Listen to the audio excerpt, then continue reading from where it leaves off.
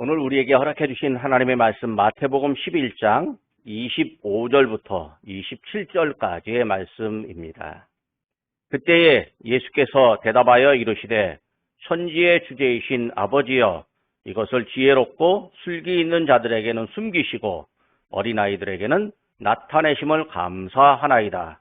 옳소이다. 이렇게 된 것이 아버지의 뜻이니이다. 내 아버지께서 모든 것을 내게 주셨으니 아버지 외에는 아들을 아는 자가 없고 아들과 또 아들의 소원대로 계시를 받는 자 외에는 아버지를 아는 자가 없느니라. 아멘. 오늘 우리가 이제 주기도문 강의 네 번째 시간으로 아버지께 기도하라 하신 예수님을 함께 보겠습니다. 우리는 지난주에 기도를 가르치신 예수님을 보았습니다. 지난주 설교를 잠시 되짚어 보겠습니다. 예수님은 기도를 가르쳐 주셨습니다. 예수님은 기도를 아주 효과적으로 가르치셨습니다. 예수님은 기도를 가르쳐 달라는 요구를 갑자기 받으셨는데 기도에 대해서 아주 쉽고 핵심적으로 가르쳐 주셨습니다. 예수님은 기도를 안내하셨습니다. 예수님은 제자들의 생각과 수준을 알고 계시기 때문에 제자들에게 맞추어서 기도를 가르쳐 주셨습니다. 예수님은 기도에 대해서 아주 명료하게 가르쳐 주셨습니다. 또 예수님은 기도를 명령하셨습니다. 기도는 하나님을 향한 순종입니다. 그러니까 기도는 함께 순종해야 하는 교회 공동체, 신앙 공동체의 기본적인 가치입니다. 예수님은 기도를 가르치시되 신앙 공동체의 구성원을 살펴주시고 또 함께 해야 하는 기도를 가르쳐 주셨습니다. 신앙의 지도자는 예수님의 가르치는 기술, 안내하는 방법을 기억하고 또 본받습니다. 또 지도자에게는 공동체의 가장 기본적인 것이 바르게 되도록 관심을 가져야 합니다. 그리고 명료하게 말해야 합니다. 지도자는 구성원의 상황과 또 생각에 따라 유연한 리더십을 발휘합니다. 지도자는 명령만 하지 않고 요청하거나 도전을 줄 수도 있습니다. 또 지도자는 방향을 제시합니다. 신앙의 지도자는 먼저 기도합니다. 그리고 신앙 공동체를 향해서 함께 기도하기를 요구합니다.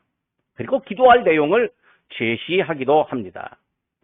방향대로 전진하는 힘, 이것이 신앙 공동체의 힘이 뭐냐면 곧 기도이기 때문입니다. 오늘은 이제 예수님께서 가르쳐 주신 기도 중에서 가장 먼저 기도의 대상인 하나님을 부르는 내용을 봅니다. 마태복음에는 하늘에 계신 우리 아버지여 라고 이렇게 부르지만 누가복음에는 단순하게 아버지여 이렇게 부릅니다. 우리는 이제 마태복음의 순서에 따라서 아버지, 또 우리, 하늘 이런 순서로 살펴볼 것입니다. 우리가 가진 신앙의 관점에서 살피고 또 사람이 상식적으로 가져야 하는 생각, 또 지도자가 갖춰야 될 덕목 이런 것들을 함께 살피려고 합니다. 먼저 예수님은 기도를 가르치실 때 기도의 대상인 하나님을 아버지라고 이렇게 불러주셨습니다. 제가요, 한 30년 전인가 신학교에서 제가 이 주기도문 이거 갖고 설교를 한 적이 있었는데 그때 마침 30년 전이니까 우리 큰아이가 어렸을 때예요. 시골에서 목회하고 있었는데 큰아이가 뭘 말썽을 피웠는지 엄마한테 혼났어. 혼나가지고 한참 혼나고 나니까 잘못한 건 알아도 혼나면 슬프잖아요. 닭똥 같은 눈물을 또 흘리다가 제가 책상 앞에 이제 앉아 있는데 그때 마침 설교 준비를 하는데 이 주기도문 설교를 하고 준비하고 있는데 닭똥 같은 눈물을 또 흘리면서 제 옆에 와서 아빠 하는데요.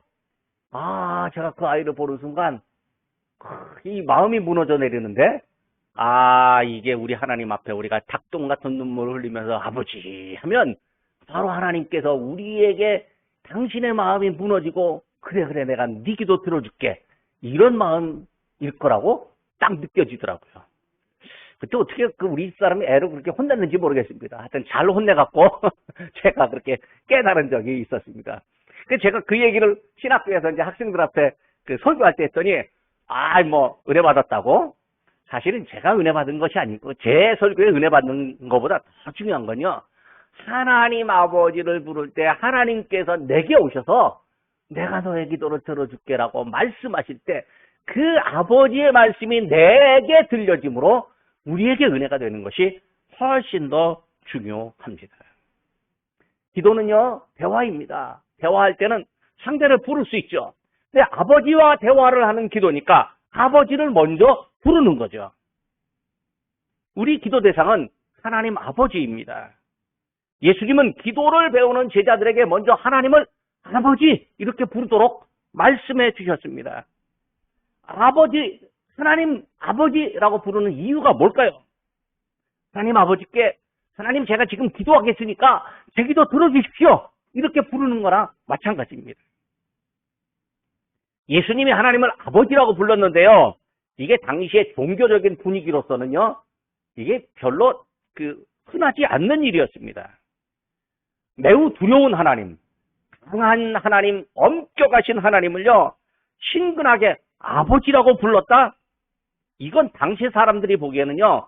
이 생각할 수 없는, 상상할 수 없는 말이었고 또 예수님을 향해서 신성모독자라고 부를 만한 일입니다. 실제로 예수님은요. 신성모독자라고 비난받은 적이 있었습니다. 누가복음 5장 20절에 보면 예수님이 당신 앞에 온 중풍병자를 보고서 이 사람아 내 죄 사함을 받았느니라 이렇게 말씀하셨는데 이 말들은 서기관과 바리새인들이 죄를 용서한다고? 이거 네가 하나님이야? 이렇게 말하면서 신성모독자라고 생각을 했습니다. 또 마가복음 14장 61절부터 64절까지를 보면 예수님이 재판장에 섰는데 대제사장의 질문을 받으셨을 때 스스로를 하나님의 아들 그리스도라고 말씀하시면서 인자가 권능자의 우편에 앉은 것과 하늘 구름을 타고 오는 것을 너희가 보리라 이렇게 대답하셨습니다. 이 말을 들은 대제사장은 참남하다고 예수님을 향해서 신성모독자라고 분개했습니다. 사실 예수님이 하나님을 아버지라고 부르는 일이요. 당시에는 흔하지 않는 일이었지만 구약 성경에는 이미 하나님을 아버지라고 부를 만한 단서가 있습니다. 유대인들이 매우 좋아하는 시편, 또 유대인들이 엄청나게 존경하는 왕 다윗, 이 사람의 시편에 이미 있습니다. 시편 89편 26절입니다. 그가 내게 부르기를 주는 나의 아버지시요 나의 하나님이시요 나의 구원의 바위시라. 이 구절은요. 다윗이 하나님을 향해 부른 것으로 기록되어 있습니다. 그러니까 유대인들이 존경하는 다윗도요. 하나님을 아버지라고 불렀다라고 하는 거예요. 그렇다면 예수님이 하나님을 아버지라고 부르신 그 일은요. 바디메오가 예수님을 향해서 다윗의 자손 예수요 이렇게 말하는데 다윗의 자손 예수님이 증명하는 일입니다. 그런데요. 예수님은 예수님만 하나님을 아버지라고 부르는 게 아니고 우리에게도 하나님을 아버지라고 부를 수 있는 특권을 알려주신 거예요. 예수님이 우리에게 믿음을 주시고 믿는 사람들을 향해서 하나님의 자녀가 되는 권세를 주셨습니다. 우리가 잘 아는 요한복음 1장 12절 말씀입니다. 영접하는 자 곧 그 이름을 믿는 자들에게는 하나님의 자녀가 되는 권세를 주셨으니 예수님이 우리에게 하나님을 아버지로 부르도록 허락해 주신 거예요. 근데 이 예수님의 허락은 곧 아버지의 허락이에요. 왜냐하면 예수님은 아버지가 가르치신 말씀대로 말하기 때문에 그래요. 우리는 하나님이 허락해 주셨으니까 하나님을 아버지라고 부를 수 있습니다. 우리에게 허락된 놀라운 은혜입니다. 우리 한번 해볼까요? 아버지. 좀 이럴 때는 한번 해보겠습니다. 아버지. 우리 아버지를 우리가 부르는 것 참 하나님께서 좋아하십니다. 사실 이제 대한민국 사람들 중에는 아버지에 대해서 별로 안 좋은 기억을 갖고 계신 분도 더러 있습니다. 이 과거의 아버지들은 자상하지도 않았습니다. 자녀들을 향해서 이렇게 관심을 보이는 척 하지도 않았습니다. 그저 그냥 가만히 앉아서 묵묵히 침묵만 하고 계시고 잘못하면 혼만 내시고 그래서 아버지에 대해서 별로 안 좋은 기억을 갖고 있는 분도 더러 있기는 합니다. 게다가요, 뭐, 집은 내팽개치고, 저 만주벌판으로 돌아만 다니시던, 그리고 이제 나중에 나이 들어갖고 병 걸리면 집으로 돌아오던 그런 경우도 있었습니다. 그래서 아버지에 대해서 별로 안 좋은 기억이 있는데, 그런 아버지 말고, 내가 상상하는 최고로 멋진 아버지, 그 아버지가 누구냐면 하나님이에요. 그러니까 우리가 살면서 안 좋은 기억의 아버지, 혹은 내 기억에 없는 아버지라도, 내 기억에 없는 아버지라도 그 기억을 다 없애버리고 우리가 상상할 수 있는 최고의 아버지가 누구냐? 나에게 하나님께서 내가 너의 아버지다. 그렇게 말씀해 주시는 거예요. 이거요, 진짜 놀라운 축복입니다. 왜냐면요, 다른 종교는요, 하나님을, 신을 아버지라고 부르는 경우가 없습니다. 그냥 신이고, 거기다 엎드리고 복만 빌어야 될 뿐이지, 아버지로 부르지 않습니다. 그런데 우리는 아버지로 부른다는 거예요. 이게 뭘까요? 하나님과 우리 사이에 관계가 형성됐다는 거예요. 여러분, 아버지와 아들의 관계가, 이건 보통의 관계가 아닙니다. 이거는요, 진짜 하나님께서 우리에게 허락해 주신 관계, 하나님께서 끊을 수 없는 관계를 허락해 주시는 거죠. 예수님은 제자들에게 기도를 가르치시면서 하나님을 아버지로 부르도록 해 주셨습니다. 비록 당시의 사람들에게는 신성모독자라고 하는 비난을 받고 돌을 맞을 만한 비난을 받아도 각오하지만 하나님을 아버지라고 친밀한 관계를 표현해 주셨습니다. 예수님이 가르치신 대로 우리는 하나님을 아버지라고 부를 수 있게 됐습니다. 이 은총이, 하나님을 아버지라고 부를 수 있는 그 은총이 우리에게, 내게 동일하게 적용되었습니다. 우리는 늘 기도할 때마다 하나님을 아버지라고 부릅니다. 예수님의 가르치심, 허락, 하나님 아버지의 허락이 있었기 때문에 가능합니다. 그런데요, 우리가 하나님을 아버지라고 부르는 이 믿음은요, 성령께서 우리를 감동하시기 때문입니다. 성령은 우리에게 하나님을 아버지라고 부를 수 있는 이 당당함, 용기를 허락해 주십니다. 그래서 성령을 양자의 영이다, 이렇게 말합니다. 왜냐하면 성령께서 우리에게 하나님의 나를 양자로 삼으셨다라고 하는 믿음을 허락해 주시되, 그냥 양아버지로서 뭐 이렇게 좀 먼 관계, 좀 어색하고 서먹한 관계가 아니라 진짜 아버지로서 존경하고 친밀한 그 관계를 믿고 고백하도록 허락해 주셨습니다. 로마서 8장 14절과 15절은 말씀입니다. 무릇 하나님의 영으로 인도함을 받는 사람은 곧 하나님의 아들이라. 너희는 다시 무서워하는 종의 영을 받지 아니하고 양자의 영을 받았으므로 우리가 아빠, 아버지라 부르짖느니라. 하나님은 우리가 기도할 때마다 하나님을 아버지라고 부르는 것, 아버지라고 부르짖는 것을 좋아합니다. 마치 어린아이가, 이 어린아기가 아빠를 보고 아빠 하고 부르면 그 아빠의 애간장이 녹는 것처럼 하나님은 우리가 아버지라고 부르는 소리를 들으실 때마다 기뻐해 주십니다. 우리 기도의 대상은 천지를 창조하신 하나님 아버지, 우리를 구속하신 하나님 아버지, 삼위일체 하나님이십니다. 만약 하나님 아버지 외에 다른 대상을 향해서 기도한다면 그건 우상숭배입니다. 거짓 기도입니다. 다른 종교에 대해서는요, 기도 대상을 향해서 아버지라고 부르지도 않습니다. 그냥 무섭고 판단하는 신일 뿐입니다. 친근하게 다가오는, 또 위로하는 신은 별로 없습니다. 물론 다신론 종교에서는요, 친근하게 위로하는 신이 뭐 더러 있을 수 있습니다만은 딱 그 하나의 역할만 할 뿐입니다. 우리 하나님은요, 공의의 하나님이시고 동시에 사랑의 하나님입니다. 예수님은요, 기도의 대상을 분명하게 가르쳐 주셨습니다. 기도의 대상인 아버지를 먼저 부르라고 가르쳐 주셨습니다.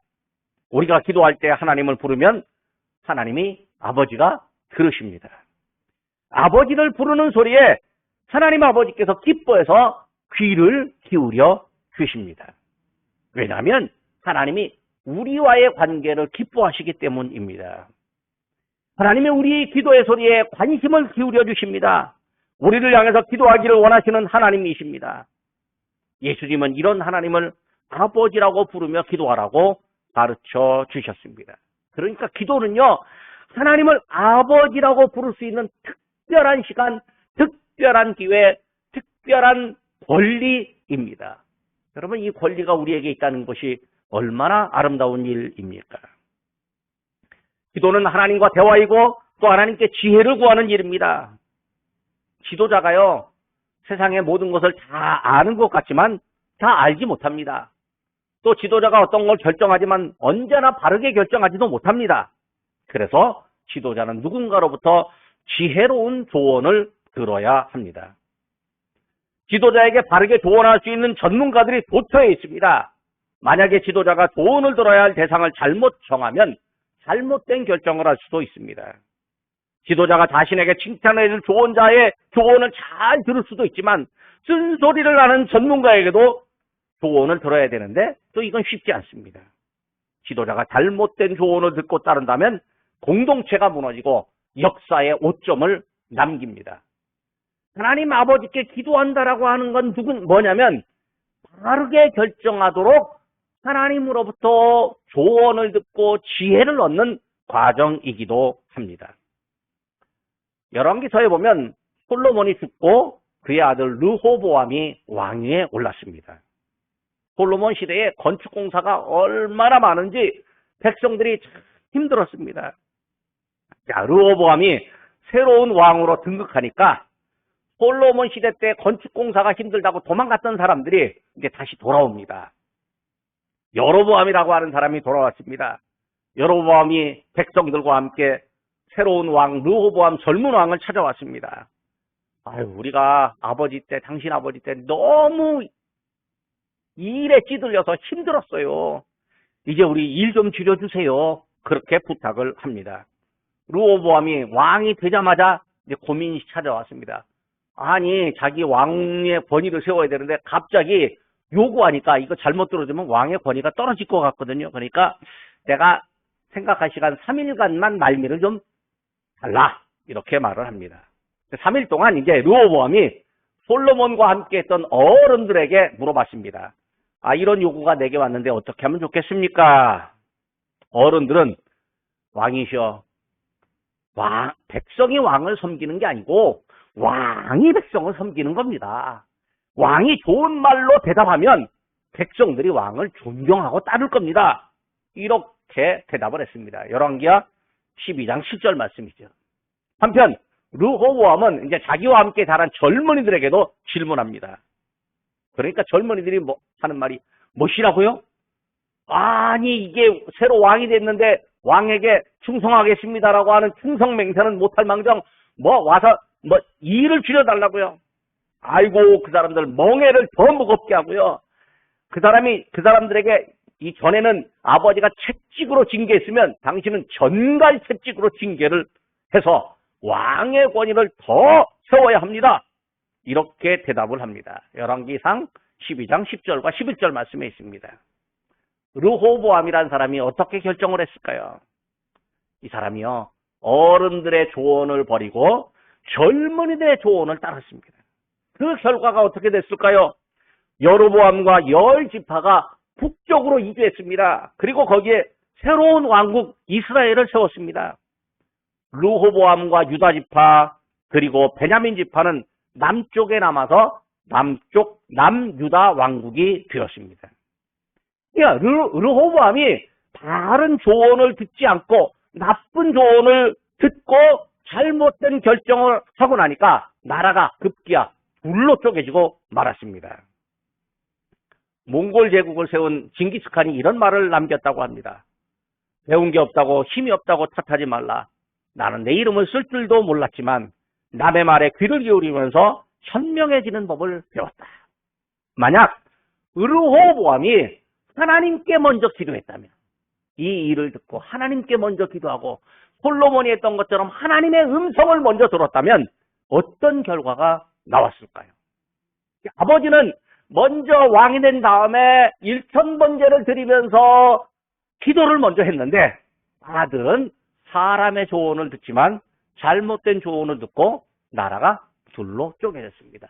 다윗과 솔로몬 때 그 탄탄한 왕국이요 급기야 둘로 나눠지고 말았습니다.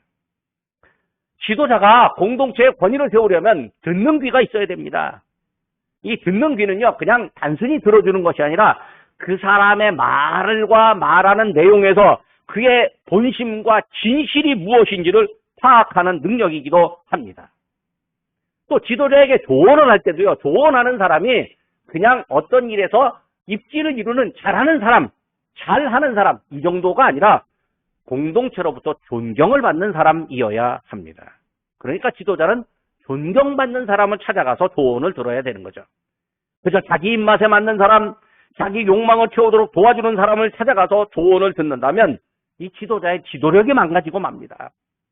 또한 상황을 넓게 볼 줄 모르고 경험이 부족해서 어느 한 면만 보려고 하는 사람, 자기 감정과 욕망을 다스릴 줄 모르는 사람으로부터 조언을 들으면 안 됩니다.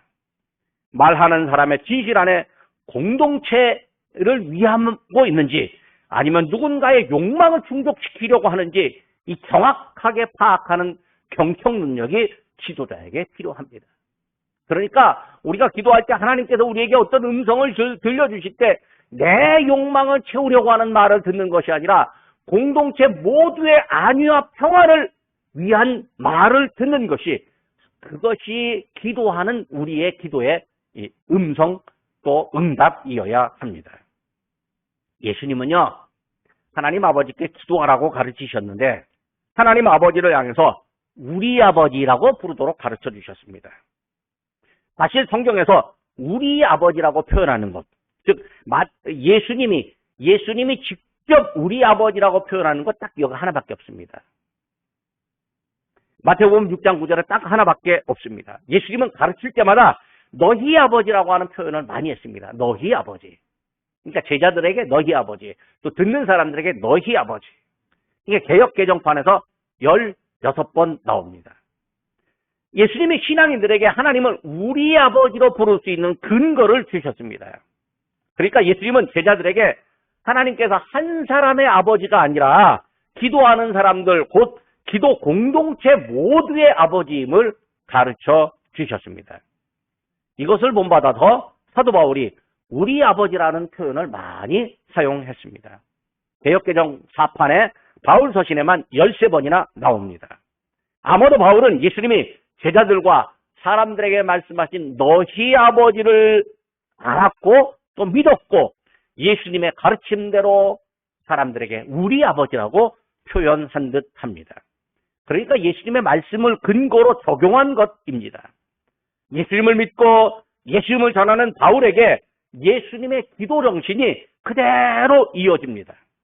오늘 신앙을 가진 우리들에게도 예수님의 기도 정신이 이어져야 합니다. 우리 아버지라고 하는 표현은 구약에서 왔습니다. 이사야서에 2번이 있습니다. 이사야 63장 16절의 말씀입니다. 주는 우리 아버지시라.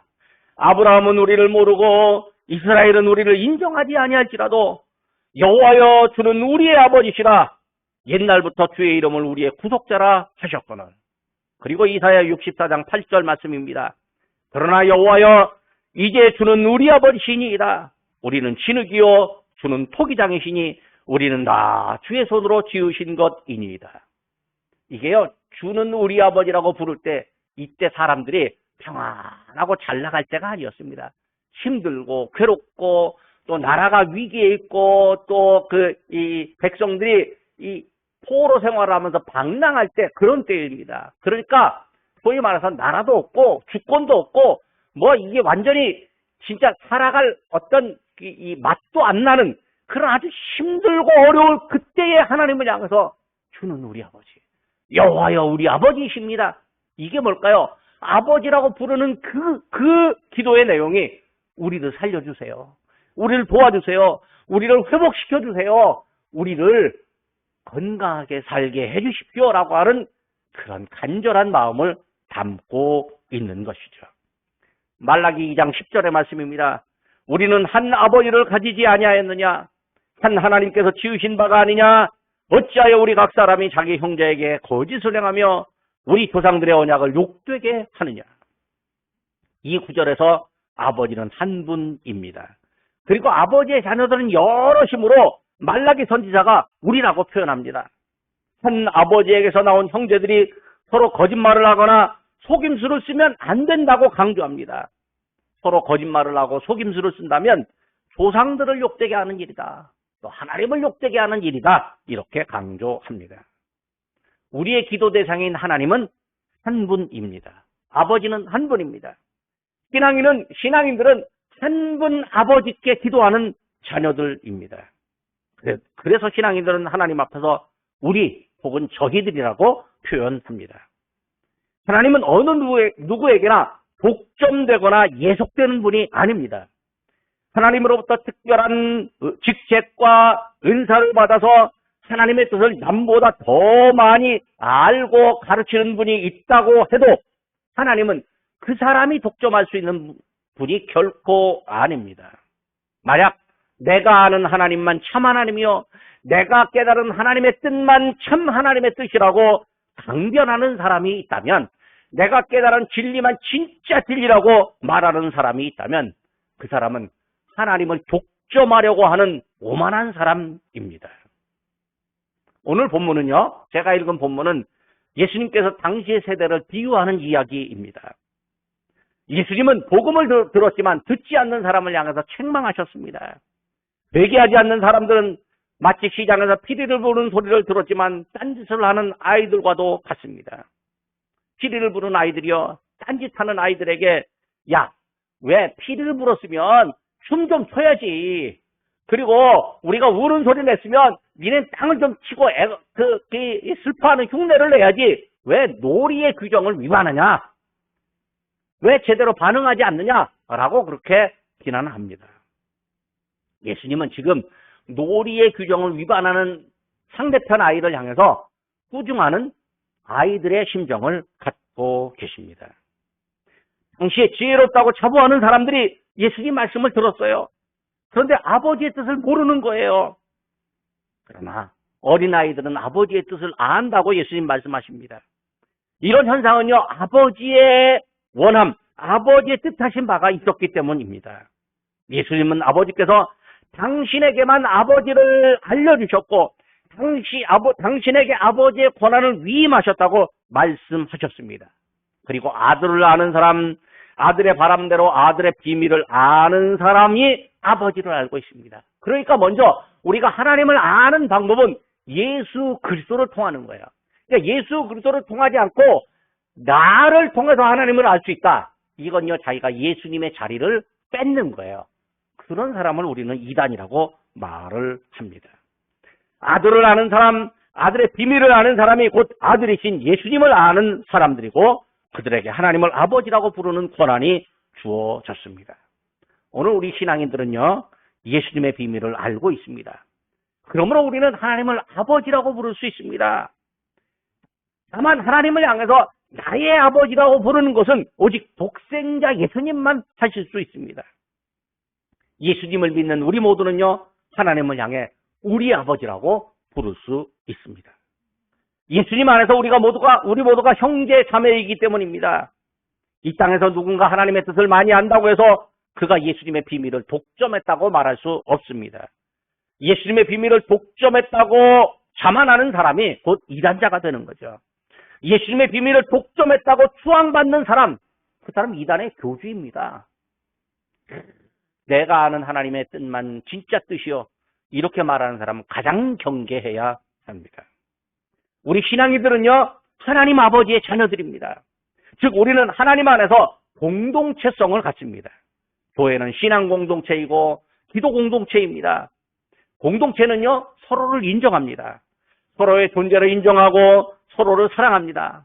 비록 내가 보기에 조금 부족한 점도 있고 탐탁지 않은 점도 있고 실수하는 경우가 있다 할지라도 허물을 덮어주고 사랑할 수 있으면 우리가 모두 공동체의 일원이기 때문에 그렇습니다. 제가 목사님들과 이렇게 어떤 세미나를 하고 있었는데 나이가 많이 드신 할아버지 목사님이 당신의 손자를 보고 깜짝 놀랬대요. 손자가 하는 말을 보고 놀랬대요. 그때 도대체 뭐라고 했길래 놀랬습니까? 그랬더니, 며느리가, 이 손자가 어려갖고, 이 손자가 이제 좀, 잘못하길래 회초리 두고 이제 혼을 내는데, 엄마, 그러지 마세요. 우리는 가족이잖아요. 그러더라는 거예요. 우리는 가족이잖아요. 가족끼리 이러면 안 돼요. 막 이렇게 말하는 거예요. 그러니까 할아버지가 그걸 보고 껄껄껄껄 웃었고, 엄마도 웃겨갖고 회초리를 내려놓았다라고 그렇게 말합니다.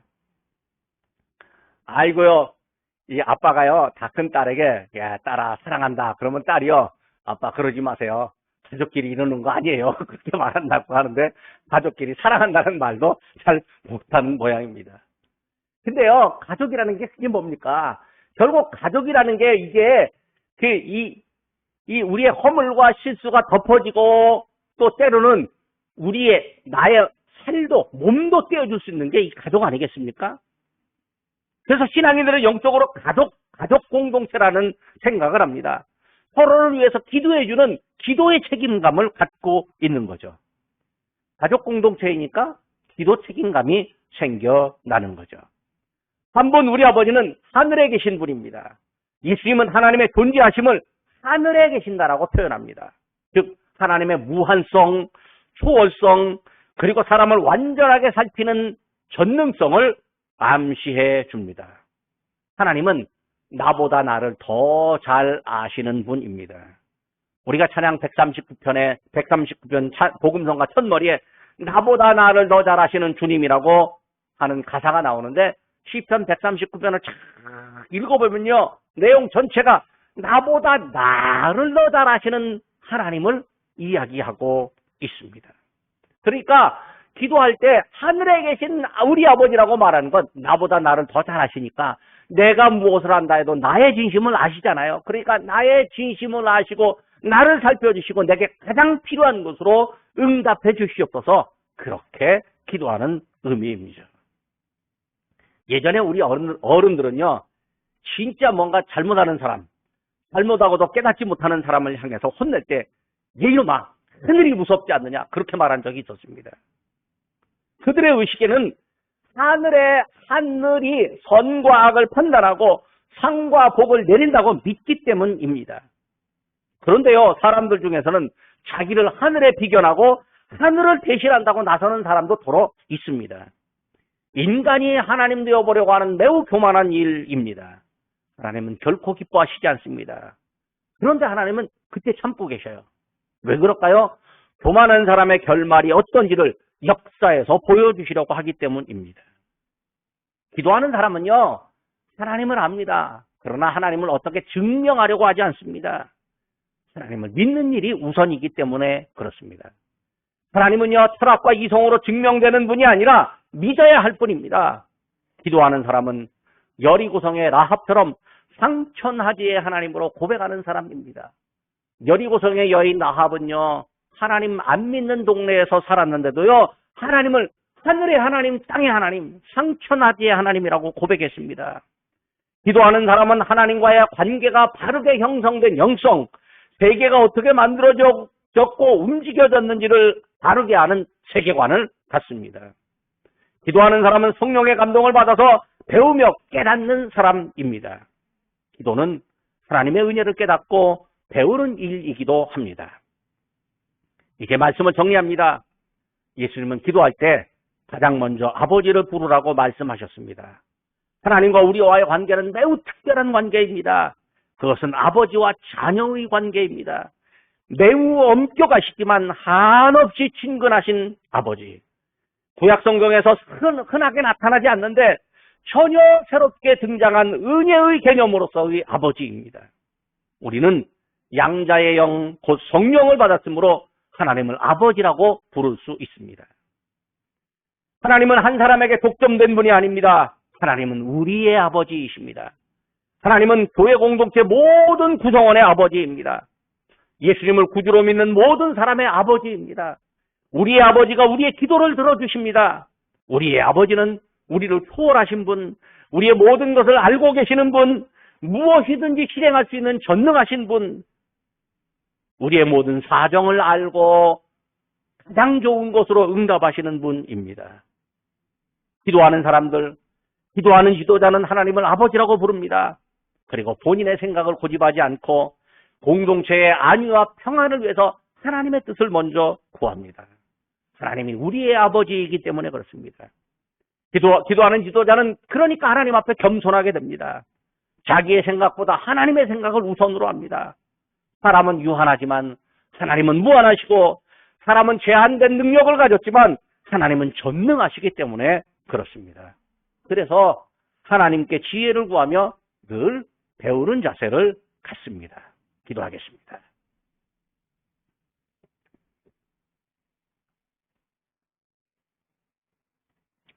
저희 아버지, 성도의 아버지로 불림을 기뻐하시는 하나님 아버지, 오늘 저희가 주님이 가르쳐 주신 기도 중에 하늘에 계신 아버지를 먼저 부르라고 명하신 말씀을 보았습니다.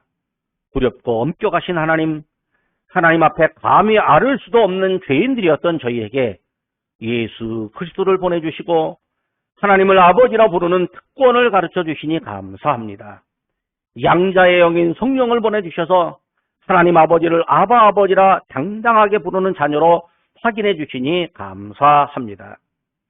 이제 저희가 한 분 하나님께서 나와 우리 믿음의 공동체, 믿음의 형제자매의 아버지이심을 알고 저희 모두가 하나님을 함께 아버지로 부르는 특권을 기도할 때마다 사용하게 하여 주옵소서.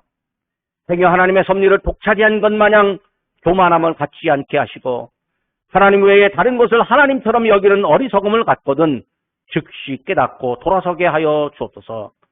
저희가 늘 하늘의 하나님, 저희를 살피시는 하나님 앞에 겸손하고 하나님의 음성에 귀를 기울이며 말씀에 순종하는 신앙으로 살게 하여 주옵소서. 예수님의 이름으로 기도드립니다. 아멘.